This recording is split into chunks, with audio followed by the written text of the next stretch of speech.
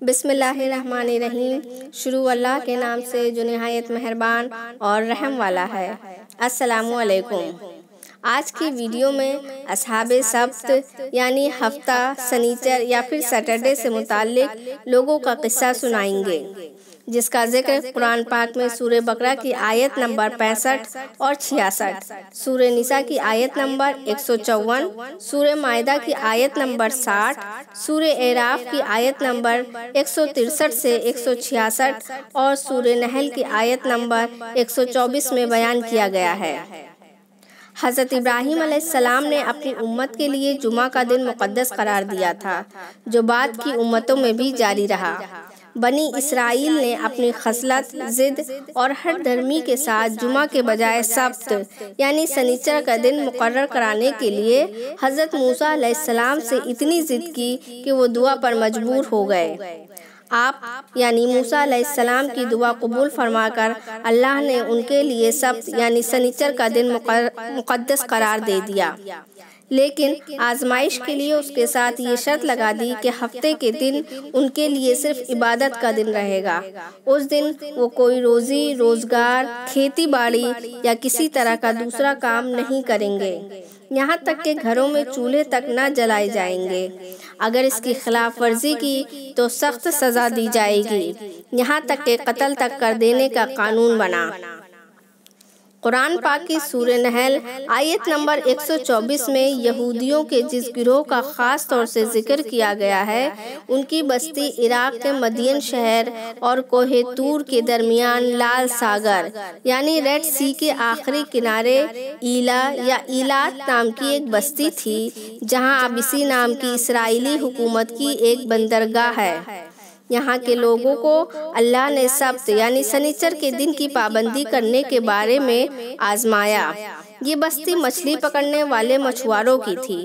ان کا پیشہ سمندر سے مچھلی کا شکار کر کے انہیں بیچنے کا تھا۔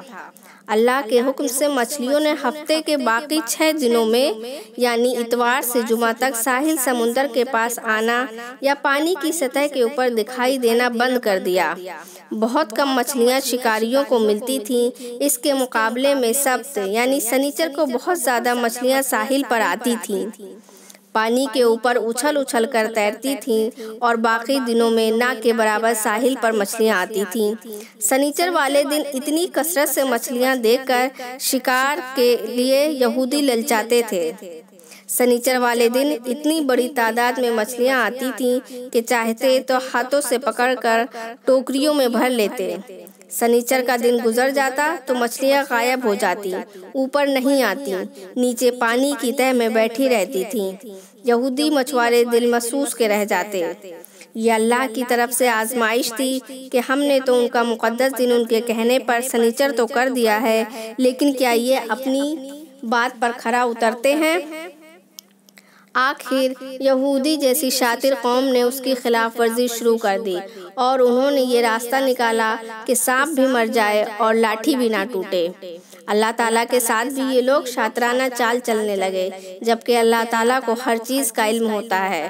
وہ جمعہ ہی کی رات میں سمندر کے کنارے بڑے بڑے گڈھے اور کھائیاں کھود کر انہیں سمندر کے پانی سے ملا دیتے۔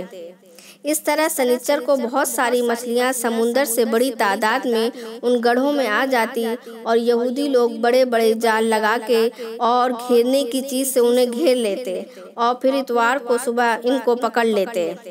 اس طرح سے انہوں نے خدا کے ساتھ چال چلی۔ ایک تفسیر کی رو سے بستی کے لوگ 3 گروپ میں بٹ گئے۔ پہلا گروپ ان لوگوں کا تھا جو کہتے تھے کہ ہم اللہ کے اس حکم کی نافرمانی نہیں کریں گے، اور ساتھ ہی نافرمانی کرنے والوں کو منع کرتے، ان کو ٹوکتے اور ہر طرح سے انہیں اس جرم سے دور رکھنے کی کوشش کرتے تھے، اور کہتے کہ ہم اس لیے انہیں ٹوکتے اور روکتے ہیں، اس لیے انہیں سمجھاتے ہیں کہ ہو سکتا ہے ان کی سمجھ میں آ جائے اور وہ لوگ اس جرم سے باز آ جائیں، اور اگر ہماری باتوں کا اثر نہ بھی لیں گے یعنی ہماری نصیحت نہ مانیں گے تو ہم اللہ کے سامنے یہ تو کہہ سکتے ہیں کہ ہم نے انہیں برائیوں سے روکا تھا اور اپنا فرض پورا کر کے اس ذمہ داری سے بری ہو جائیں گے، کیونکہ اللہ کا مومنوں کے لیے حکم ہے کہ تم نیکی کو پھیلاؤ اور برائی کو دور کرنے کی کوشش کرتے رہو۔ दूसरा ग्रुप उन लोगों का था जो खुद तो नाफरमानी नहीं करते थे लेकिन नाफरमानों को रोकते भी नहीं थे, यानी ये लोग न्यूट्रल थे, बल्कि मना करने वालों से ये भी कहते थे कि ऐसे लोगों को नसीहत करते हो जिनको अल्लाह हिलाक करने वाला है या उनको सख्त अजाब के ज़रिए सज़ा देने वाला है। और तीसरा ग्रुप उन बख्त लोगों का था जो डायरेक्टली सीधे अल्लाह की नाफरमानी कर रहे थे और सनीचर के दिन शिकार कर रहे थे, जिसका जिक्र हमने अभी किया है। इस जुर्म के बदले जो उन्होंने खुदा की नाफरमानी की, उसके बदले में अल्लाह ताला ने बस्ती वालों पर पहले बहुत सख्त अजाब नाजिल किया, जिसमें दूसरे और तीसरे ग्रुप के लोग शामिल थे, यानी जिन्होंने अल्लाह की नाफरमानी की और वो लोग जिन्होंने नाफरमानी तो नहीं की लेकिन लोगों को बुरे काम से रोका भी नहीं। दोनों गिरोहों को अल्लाह ने सख्त अजाब दिया। अजाब के बाद भी जब तीसरे गिरोह यानी जो नाफरमान थी वो अपनी सरकशी पर अड़े रहे और हद से आगे बढ़ गए, तो अल्लाह ने उन्हें इबरतनाक सज़ा देकर उनकी सूरतों को यानी उनकी शक्लों को बर्बाद करके बच्चों और जवान मर्द और औरतों को बंदर की शक्ल में और बूढ़ों को खंजीर की शक्ल में तब्दील कर दिया। अलबत्ता उनके दिमाग को इंसानी दिमाग ही रहने दिया ताकि जब तक वो ज़िंदा रहें अपनी जलील हालत और सूरत को जानते और देखते रहें। इस वाक़े को बयान करने का मकसद अल्लाह ने कुरान की सूरह बकरा आयत नंबर 66 में इस तरह फरमाया है कि और इस किस्से को उस वक्त के लोगों के लिए और जो उनके बाद आने वाले थे इबरत और परहेजगारों के लिए नसीहत बना दिया। पहले ग्रुप वालों को दोनों अजाब से बचा लिया गया।